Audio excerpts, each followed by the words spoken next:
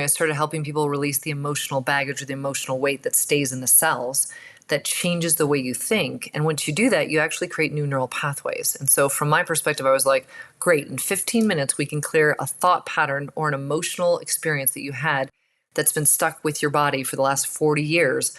We can get this out of you, and then everything starts to change because now you have more opening where that emotion used to be that was dragging you down.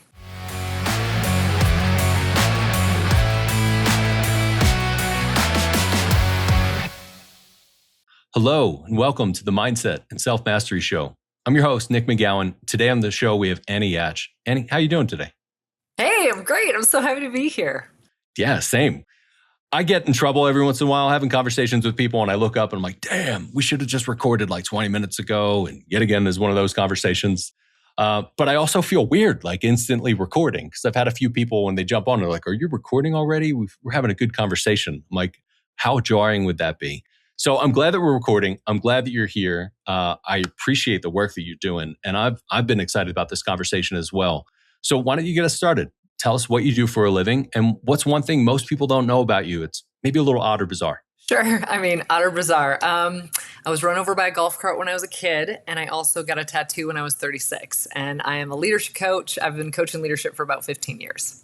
That was the quickest version of that anyone's ever done in a couple hundred episodes at this point. Well, I was ready. I'm like, what is the weirdest stuff that's ever happened to me? A couple of these things. Or that I worked for a defense intelligence agency early on in my career. People are always like, wait, what? Ooh. They're like, you don't seem like that type. I'm like, what type is that? Oh, yeah, what is that type? What sort of bias do you have by saying that? Yeah, right. I was like, no.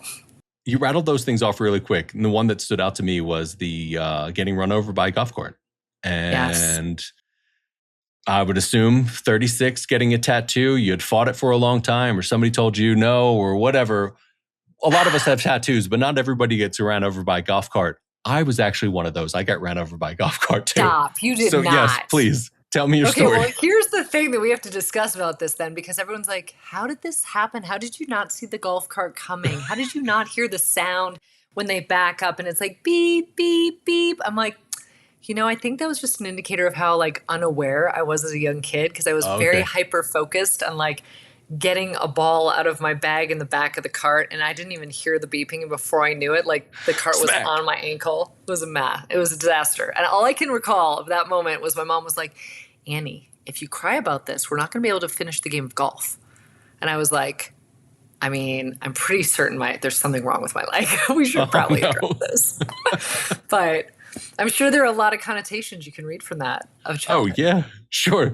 And your mom could have been shooting. She could have been having a great game. And like, you are not going to mess this up for me, kid. She and my dad were both having a great game. And I was like, I'm sorry, I'll get it together. I'm about to get a 63. You're not going to screw this up. It's so funny. Oh, man. So how old were you? I think it was 10. Okay. Just about so you're to old go enough to to fifth grade. know. Had to show up for like the next, I don't even know how many weeks with like crutches and like my leg all torn up, and there were stairs all over the school. It was a disaster scene. I was like, this is not good. So I asked these questions up front to know, like, what was the thing you learned from it? How does it tie into what you're doing today? And it's always funny to me, the stuff that'll come up, because some of them are like so pertinent. It's like, great, we'll go down that path. It's like, well, shit, you had to hobble around for a little bit. So what did you really learn from that? But I know there's always something to it. So what was it that stood out to you?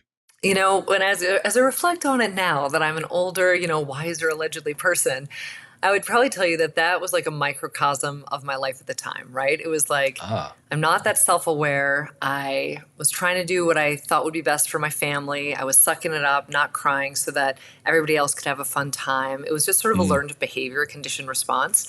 But that conditioned response followed me through, and like, that's probably the reason, not the golf cart situation, but like, I think that's one of the reasons why I do what I do, because I was like, wow, I never want somebody not to be able to express their emotions or to work through something or to like have a bad thing happen and not be able to talk about it. I'm like, we all got to have somebody that we can talk about everything to, who can just be there for us, So that's, I think, probably why I do what I do today, that and like the stacking of all the other things from childhood. Yeah, and I think that's an important thing, especially if we look back at the situations that happened to us, even if it's something like, I got hit and I busted my ankle, to somebody that would have just been like a weird fall back in 97 or something, you know what I mean?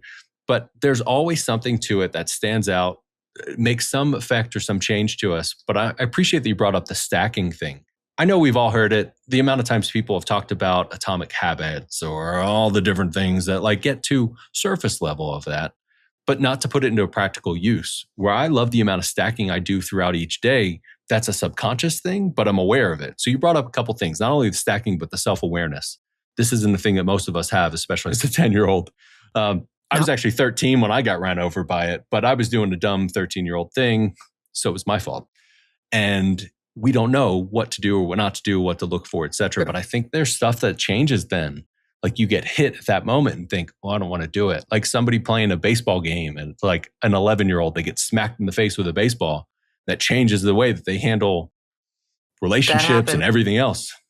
Yeah. That also happened. I did get that. hit in the eye, line drive to the eye when I was playing fast pitch softball in, I think it was my sophomore year. That's a big old welt too. Oh, it was so big when I literally put my hand up to feel my eye. My eye was out to here, and I will never forget. I was supposed to get confirmed that weekend, and I remember walking with these huge sunglasses on, and the man who was confirming us was just like, "What happened to you, young lady?" And I'm like, "This," and he was like, "Holy moly, put those glasses back on." So I had like a couple of back-to-back scenarios where I was like, not looking great and in front of a ton of people. And it was one of those things that I had to work on in my life because I'm like, I guess I'm just supposed to be ugly in these big moments of life. So, you learn a lot as a kid. There's so many things you could stack. There's so many, I think between the age of like 5 and 7, everything that happens, you create a story around and that story follows you. Exactly. Whether you want it to or not. Yeah. And most people are so unaware because they're not self-aware of it. And I think there are ways that not only can we strengthen that muscle by doing it, but what are some of the things that you work with, either for yourself, clients, that people can look at and go, all right, well, I know that something happened to me, but there are also things that happen. And if we really sit down and we're honest, there's always shit behind every single person that it's like, yes, but I've never talked about this because it's a big, hairy, scary monster. It lives in this cage in the depths of my belly, and I just want to leave it there. So how do we become self-aware and start to climb up that a little bit to at least go near the cage and go, hey, you little shit, what are you doing in there? You know what I mean? And a lot of people get really afraid of that. Well, I think people get afraid of it too because they're so used to staying in that comfort mode of not addressing it. But I wish more people would know that literally, if you go after the biggest, like crappiest, worst experience of your life, you actually figure out what your gift to humanity is, like what you're here to teach, what you're here to share. And so, I just wish people would be less intimidated by the bad stuff that's gone on in their life and realize like every single thing that's happened to you has basically happened to you so that you can become the best version of you. As cheesy as it sounds. But it's so true. So all podcasting is all meant for the audience. So you and I having this conversation are really for you, the listener, the one who's listening to this, paying attention. So all of that, yes, it might be cheesy. It's also true. But I know from the listeners that listen to the show that are like, yes, and also let's go deeper with it. Like, but how do I do something with that? Because things suck and they're really hard. I've realized that a lot of people have a hard time even just getting to the point where they're like, I'm not going to talk to anybody yet, but I need to have a conversation with myself. So in those moments, to look at that sort of spot for that person that's listening to this, like, fuck you both. You don't understand what life is like for me right now. And I can't with this and blah, blah, blah. And we can just easily say like, yes, we get it. And you should also, but in all practicality, in that spot, how do you actually work on your self-awareness? Yeah, so I got something framed that I put in my, as weird as it sounds, bathroom because I wanted to read it every day. It's like, you are exactly where you want to be. It says you are exactly where you want to be. And I was like, because I have to remind myself sometimes, like if I'm feeling like I'm suffering, if I feel like life isn't going well, I'm creating that. I'm the only one that creates this emotion inside of me. And so I have to really look at why am I creating this emotion for myself? But here's the thing. So many people subconsciously create emotion without any level of awareness, and they get sucked into it because they attach meaning from stuff that's happened to them from 5 to 10. Right. And so what I tell people when they first start working on themselves, I'm like, yeah, it sounds great from people that have already done a bunch of work. But if you're starting off, the very first thing you can do if you don't know where to start is you've got to actually connect your brain with your heart, with your gut, hand on heart, hand on stomach, and you talk to the little kid and you tell that little kid inside of you all the stuff that you have always wanted to hear, but nobody ever said to you. Like that is something you can do. You don't have to pay people tons of money to do it. If you build that relationship with that little kid, everything will start changing in your life, but you have to actually care about that little kid and love on her or him instead of constantly being on her about the things she's doing wrong. Oh, man. I love asking people, have you talked to your little kid? And some of them are like, what the hell do you mean? Because what a nerd thing. Like, you and I could totally sit here and we could talk about the conversations that we've had with our younger selves and the little questions they've had. I can even picture young Nick looking at me going, really? And what a jarring thing.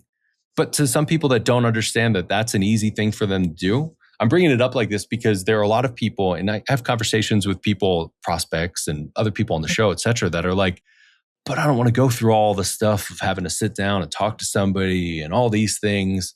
That basically tells me they're not at that point yet, but there's work they can do on themselves where just the awareness of it or seeing or like, oh, I feel off with this, even down to naming. Like, I'm mad. Really? Are you? Were you really uncomfortable with a situation or not clear on something? Or are you hurt and not angry or mad, like these big chunk emotions? So we got to use the emotion wheel. Yeah. You know what I mean? Yeah. Somebody brought up the emotion wheel recently, and I was like, I haven't actually said those words in a little while.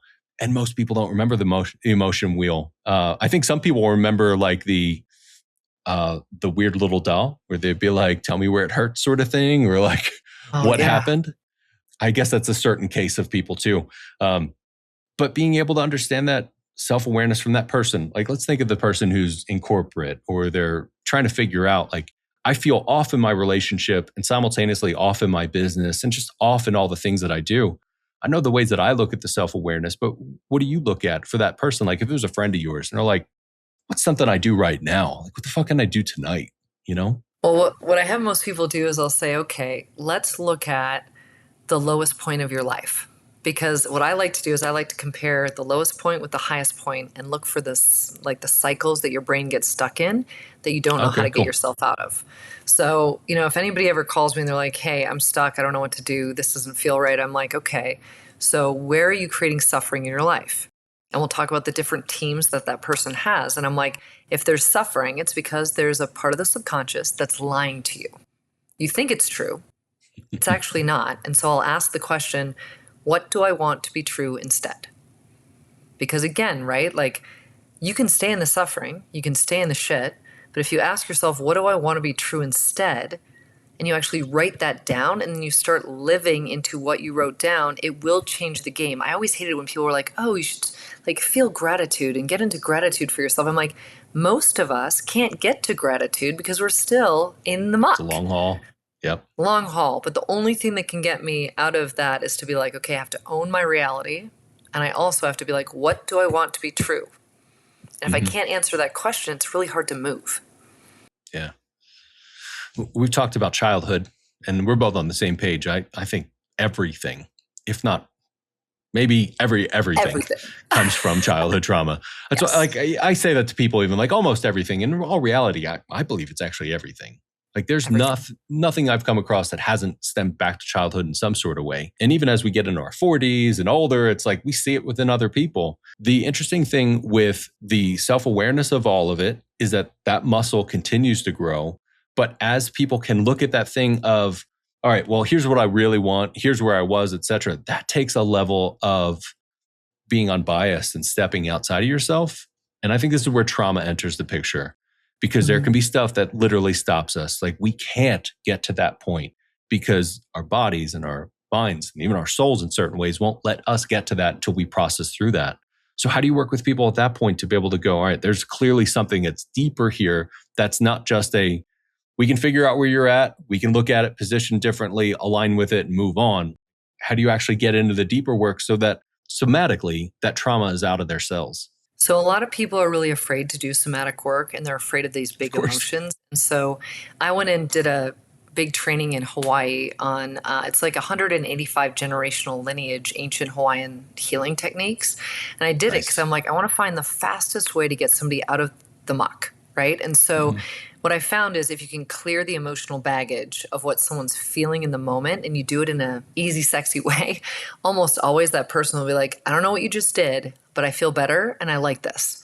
And so that's what I started doing. I started helping people release the emotional baggage or the emotional weight that stays in the cells that Yeah. changes the way you think. And once you do that, you actually create new neural pathways. And so from my perspective, I was like, great, in 15 minutes, we can clear a thought pattern or an emotional experience that you had that's been stuck with your body for the last 40 years.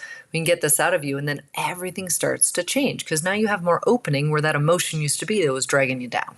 How do you make sure people don't bypass stuff though? Like the stuff that really needs to be actually processed through and worked through. Because I appreciate, like, in some ways it's a mind hack to get past. Yeah. But for them to really get through and process that out so that it's not affecting them down the road, do you work with that or do you pass that along? And I'm not trying to dive deeper into that, but I know that that's a major part of it. Yeah, what I try to do is like, you're going to work on releasing the emotional baggage, right? But if you're going to go after anything that's transformation or self mastery, I always think you have to cover it in 4 ways. You got to get after it intellectually. So there's a logic side of it, there's the emotional side of it. You have to release the emotional baggage out of the body, all that emotional resonance.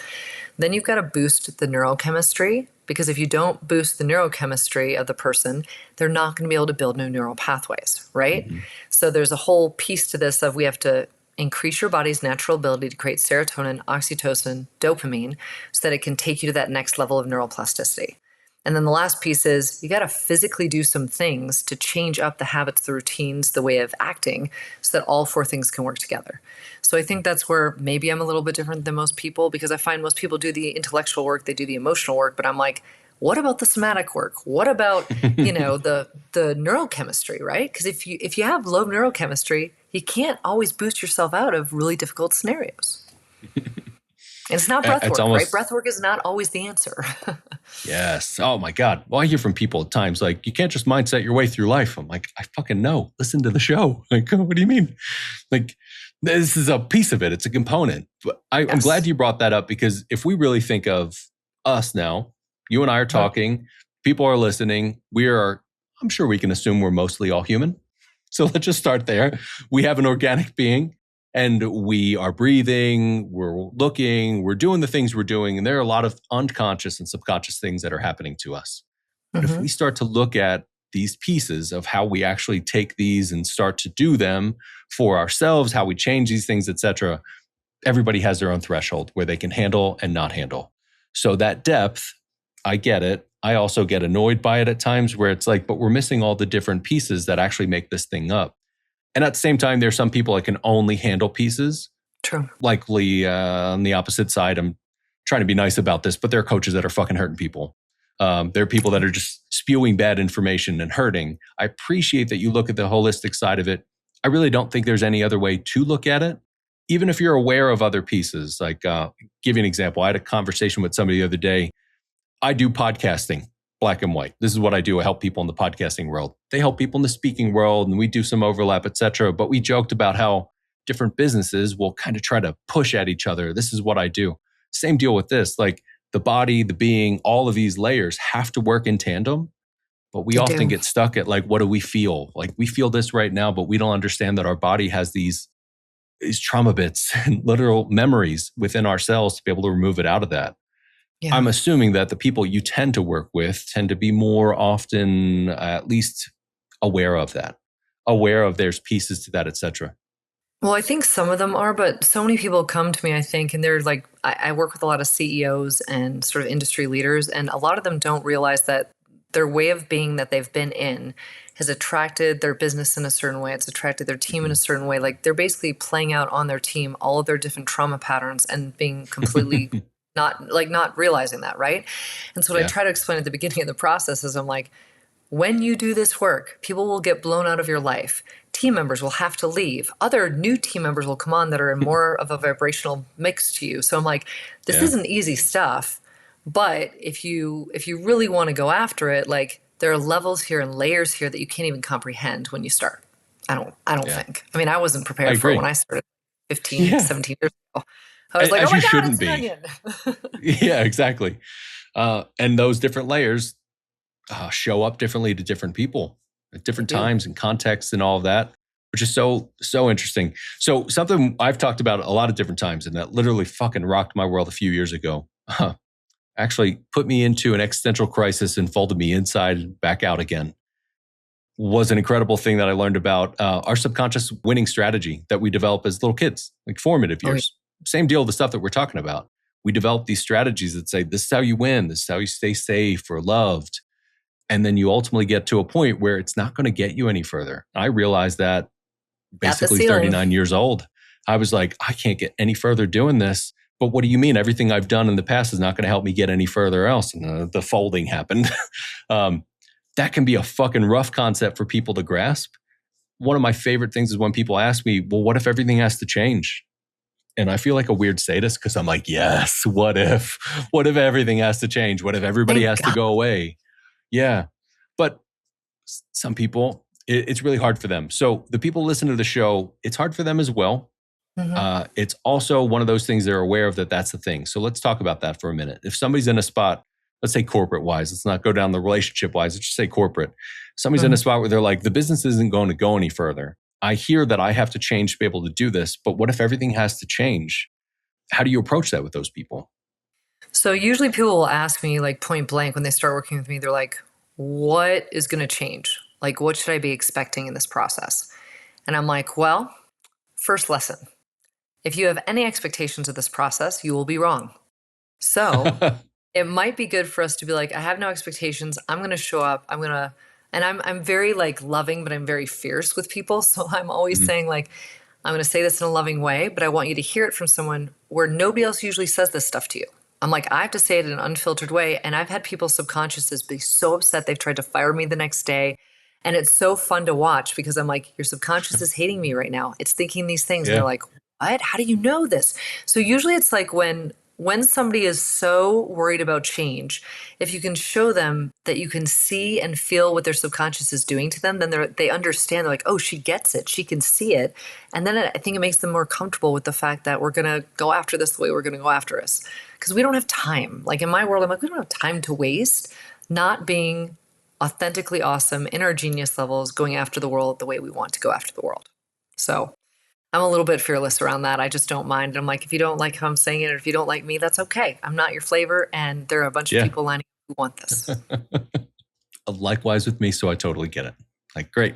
Thank you very much. I appreciate that you are as fierce because if we really think about it, we're here. Even if people think, well, maybe we regenerate or we come back or we do whatever, great. But that's not here. I can't do anything about that right now.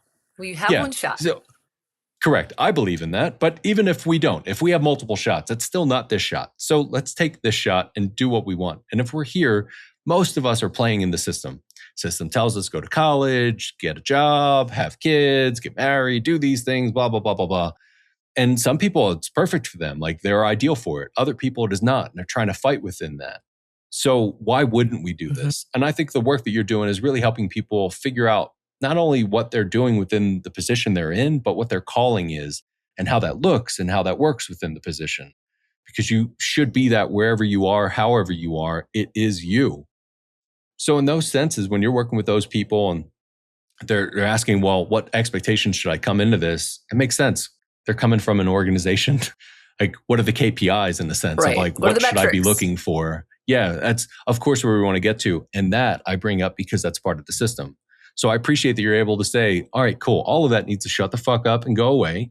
And you're going to hate me at some point, and that's all normal. And that's how this works. And then being able to take that to the pieces. I'm bringing that stuff up because the people that either run a business or they're in corporate or they're in some sort of job, there are these hierarchies and layers and all of that. And I want us to just remember the layers and hierarchy starts with us. And I appreciate that you bring that up often. So you have these major pieces. Or anything else you want to dive deeper into those pieces to help everybody understand? We all have these layers, but how they can look at those layers to be able to figure out, it's layer 3 as an example of like, that's the one I really need to work on or what have you.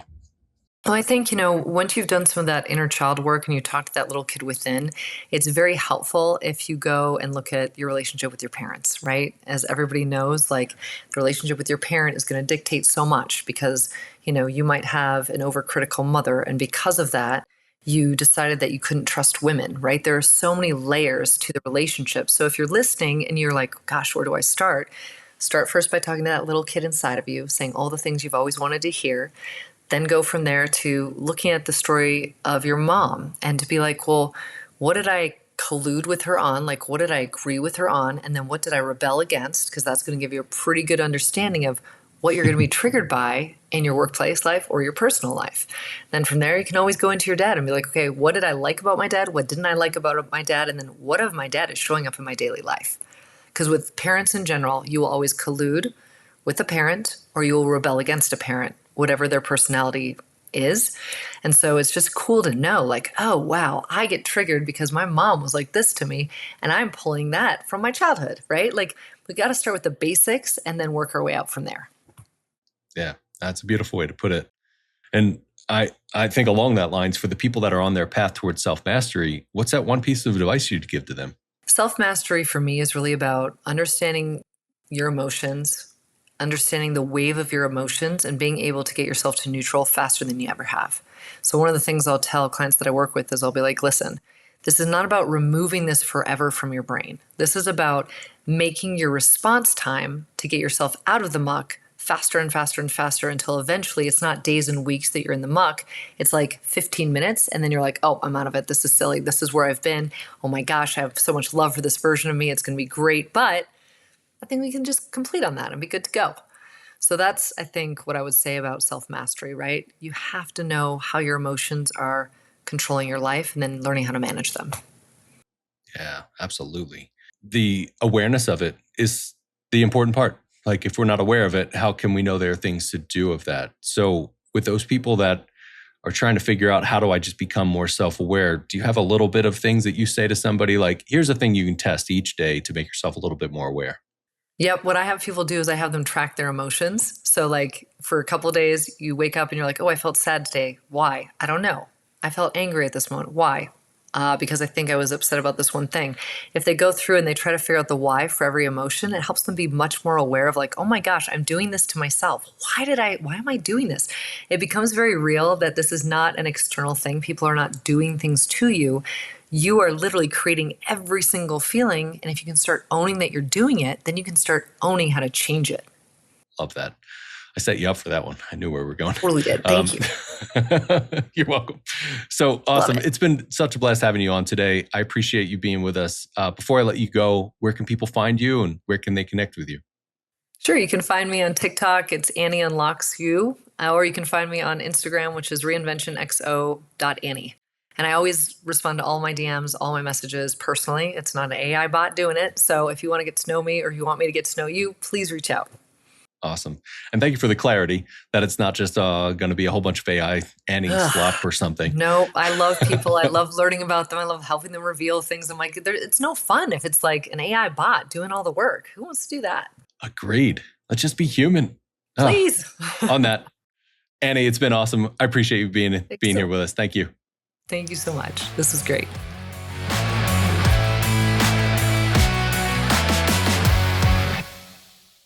Thanks for listening to today's episode. What did you think? I'd love to hear your thoughts.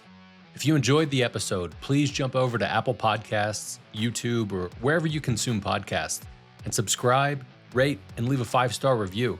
It's very much appreciated and also helps other people find the show and experience healing just like us. Please also head over to our website, themindsetandselfmasteryshow.com, where you can check out all of our episodes and find additional resources to help you manage your mindset as you seek self-mastery. So with that, thank you. And remember, your mindset matters, and so do you.